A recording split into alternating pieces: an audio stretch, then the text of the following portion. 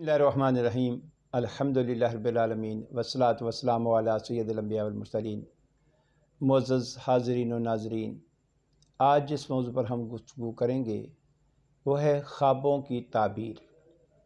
ख्वाब क्या होते हैं, इनकी ताबीर क्या होती है। इस हवाले से बहुत से सवालात ज़हनों में पैदा होते हैं। सबसे पहली बात तो ये कि ख्वाब की हकीकत है। कुरान करीम में इनके लिए अर्रोया का लफ्ज़ आया है। हज़रत यूसुफ़ अलैहिस्सलाम के ख्वाब का ज़िक्र है, हज़रत इब्राहीम अलैहिस्सलाम के ख्वाब का ज़िक्र है। इसका मतलब ये है कि ख्वाब वाक़अतन इनका वजूद है और इनके असरात भी होते हैं। अब हम देखें तो ख्वाबों की ताबीर के हवाले से सवालात ज़हन में पैदा होते हैं कि इसकी ताबीर क्या होती है। तो ताबीर से पहले ख्वाब 3 अक़साम के होते हैं। पहले ख्वाब जो अंबिया किराम के और सालिहीन के होते हैं, ये ख्वाब सच्चे होते हैं और अंबिया किराम के ख्वाब जो होते हैं वो वही की तरह होते हैं। जैसे हज़रत इब्राहीम अलैहिस्सलाम को ख्वाब आया कि वो अपने साहबज़ादे को ज़िबा कर रहे हैं, तो साफ ज़ाहिर है कि ये वही थी, तो उन्होंने अपने बेटे को बाकायदा ज़िबा करने का इरादा फरमाया। अगर ये ख्वाब सच्चा ना होता तो आप इस पर अमल ना फरमाते। इसी तरह सालिहीन को ख्वाब में बशारतें मिलती हैं जिसमें उन्हें मुस्तक़बिल में रहनुमाई मिलती है कि ये काम करना है, ये काम नहीं करना। इसके बाद एक ख्वाब होते हैं जो बीमारी की वजह से होते हैं और ये इंतशार ज़हनी होता है और जो इंसान सोचता रहता है वही चीज़ें रात को जहन में आती हैं। इसमें आमतौर पे जो लोग गैस ट्रबल वगैरह का शिकार होते हैं उनको ऐसे ख्वाब आते हैं कि सारी रात उलझे रहते हैं, नींद सही तरह से नहीं आती और वो कभी इधर जा रहे हैं, कभी उधर जा रहे हैं।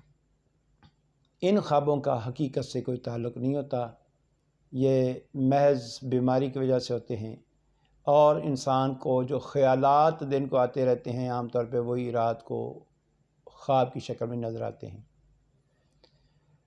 तीसरे ख्वाब शैतान की तरफ से होते हैं। शैतान हमें ख्वाब में आके डराता है और जिसकी वजह से इंसान खौफज़दा हो जाता है। इन ख्वाबों का भी साफ ज़ाहिर है कि चूँकि शैतान की तरफ से होते हैं तो इसकी कोई हकीकत से कोई ताल्लुक़ नहीं होता। ये इंसान खौफज़दा हो जाता है, परेशान हो जाता है। अब जब ख्वाब आए तो इंसान को क्या करना चाहिए? पहली बात तो ये है कि ख्वाब आए, अगर अच्छा हो तो अल्लाह ताला का शुक्र बजा लाएँ और अगर बुरा ख्वाब हो जिसमें कोई खौफज़दा चीज़ नज़र, इंसान डर गया या उसमें उसके हवाले से कोई बुरा फ़ाल निकाला जा सकता है, तो उस वक्त आऊज़ बिल्लाह पढ़ ले और शैतान से पनाह मांगे और इस ख्वाब को कोशिश ये करे कि बयान ना किया जाए। ख्वाब बयान करने के हवाले से भी आमतौर पर लोग एहतियात नहीं बरतते। जैसे ख्वाब आए, सुबह उठने के बाद हर एक को जो भी सामने आए बयान कर देते हैं कि मुझे ये ख्वाब में नज़र आया है, मुझे ये ख्वाब आया है। इस हवाले से मना किया गया है हदीस पाक में कि ख्वाब बयान नहीं करने चाहिए, क्योंकि अगर कोई शख्स इसकी ताबीर बयान कर दे, बेशक मजाक से कर दे, तो वो ताबीर बाज़ ऐसी होती है कि वो सच साबित हो जाती है। मसलन ख्वाब में कोई शख्स गिरा, उसकी टांग टूट गई। अब वो किसी को कहता है कि मुझे ख्वाब आया जी और मेरा एक्सीडेंट हो गया है, मेरी टांग टूट गई होगा, तो लो जी तुम्हारी तो फिर भाई टांग टूट गई। तो बाज़ का ऐसा होता है कि उस शख्स के कहने की वजह से गोया कि वो एक क्वेश्चन मार्क था, एक खाली जगह थी, उसने फिल कर दी और वाक़अतन वो ख्वाब फिर बुरी जो ताबीर थी वो सादिक आ जाती है। इसलिए यहाँ ये बात ज़हन में रखें कि ख्वाब की ताबीर बयान करते वक्त एहतियात करनी चाहिए। अव्वल तो हर शख्स को ख्वाब सुनाना नहीं चाहिए और अगर कोई शख्स आपसे ख्वाब बयान करे तो आप उसका फ़ौरी जवाब ना दें, यानी ये आप किसी मुसलमान भाई के लिए मुश्किल पैदा कर रहे हैं। तो ख्वाब सुनाने वाले को भी क्या ज़रूरत है कि हर एक को ख्वाब सुनाता फिर रहा है। किसी आलिम दीन, किसी नेक साले शख्स को ख्वाब बयान करना चाहिए और उसकी ताबीर पूछनी चाहिए। और अगर कोई ऐसा शख्स आपको नहीं मिलता तो आप खामोश रहें।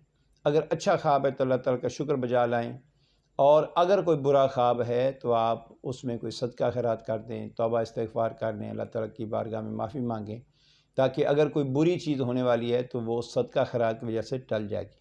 اور یہ واقعتاً بات یہ ہے کہ صدقہ بلا کو ٹال دیتا ہے۔ تو ہو سکتا ہے آپ کو کسی خوفناک خطرناک چیز کی طرف اشارہ کیا گیا ہے، تو یہ تو آپ کو اچھا موقع ملا، آپ اس کی تیاری کر لیں، آپ صدقہ خیرات کے ذریعے، اور برے اعمال سے بچ جائیں۔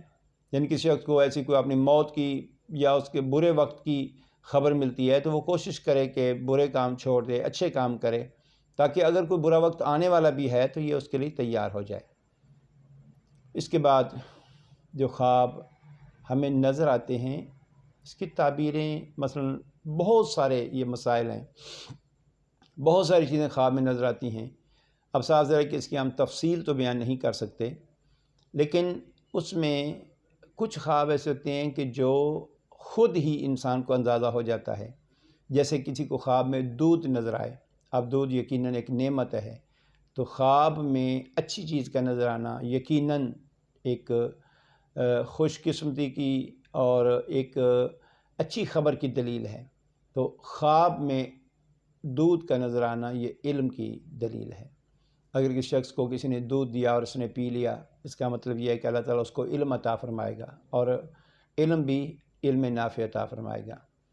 اس طرح لباس پہننا، اگر کسی شخص کو خواب میں کسی نے لباس دیا یا اس نے دیکھا کہ اس نے ایک اچھی پوشاک پہنی ہوئی ہے، خوبصورت لباس پہنا ہوا ہے، لباس ستر جو ہے یہ حیا کی علامت ہے۔ اس کا مطلب یہ ہے کہ وہ شخص با حیا ہے، نیک صالح ہے، اور اس کی عزت محفوظ رہے گی۔ تو ایسا خواب اگر نظر آتا ہے تو اس کا مطلب یہ ہے کہ وہ شخص جو ہے وہ شر سے بچا رہے گا، نیک صالح ہوگا۔